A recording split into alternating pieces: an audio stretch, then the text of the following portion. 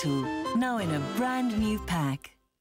Good morning and welcome back to Expresso on SABC3. Now, they say that prevention is better than cure. And this morning, we want to give you a fighting flu plan because, of course, this is the time that we catch colds and flu. So our vital expert, Andrea, is going to be talking about how we can reduce our risks of catching colds and flu this winter. Good morning, Andrea. How are you? I'm good, thanks, and you? I'm very, very well, thank you. I'm so glad that we're discussing this because I know that we're talking about something a bit different this morning. Hey, we're talking about the fact that we always know that vitamin C can be used to reduce the risks of cold and flus, but you're introducing us to something else. Yes, you know, it's so interesting if you look at the latest research. I've done a bit of reading, and stress is the word that comes up most often. Okay, that's quite interesting. They've shown that if you're stressed, it increases your risk of catching a cold, and it also makes it more difficult to shake it off. Wow, so sure, that's amazing. And the reason for that is when you're stressed, your body produces stress hormones. Okay. And that reduces your immune system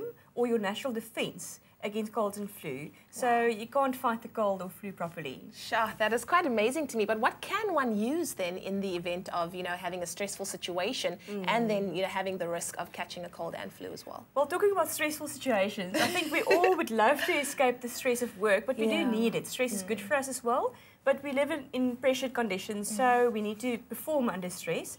And the one group of nutrients that really support your nervous system, which is mostly affected by stress, is your B vitamins. Okay. So that's part of our flu fighting plan. Our flu fighting plan, yes. So we know that vitamin C is really good for that, but B vitamins also because it feeds the nervous system. Okay. And that's why I've got some of my favorite things displayed here. I love bread. I love bread too. Whole grain bread is rich in B vitamins. Yes. And then a topping to put on there, both of these are packed with B vitamins, Marmite and Bovril. Okay. So there's no guilt in eating that. Okay. But in case you're not a fan, you know, of what else can you have? Well, specifically for people that are sensitive to wheat and to yeasts, which you'll find in these products.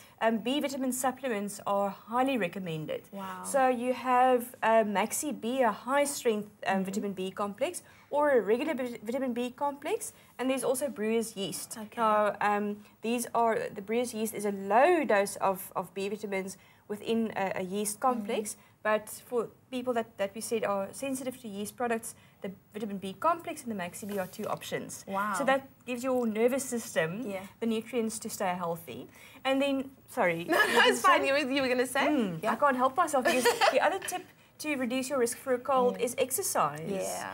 They've shown that moderate exercise not only strengthens your immune system, but it also helps to get rid of stress. Wow, that is excellent. So eating right, exercising, and then, of course, taking your vitamin B complexes as well. Now, what I want to ask you is a lot of my friends are taking their vitamin B injections. What's better, the injections or the supplements? That's such an interesting question because often people think taking vitamin B supplements, if you take too much, your body will excrete what it can't use, which does happen. Yeah. And that's why it's important to stick to the dosage recommendations.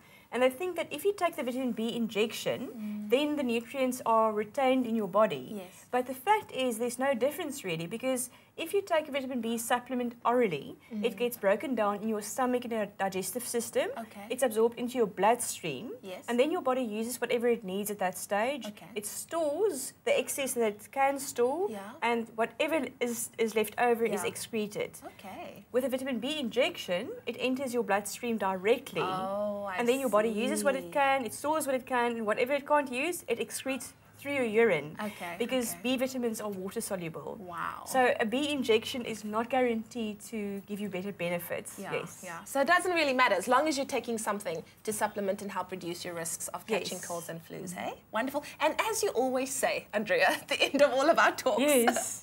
Well, you know what? If you think that you suffer with a specific condition, always see your doctor first. Yes. And then on top of the doctor's recommendations, obviously nutritional guidelines like healthy eating, supplementation, and always exercise. Thank you so much, Andrea, for being with us today.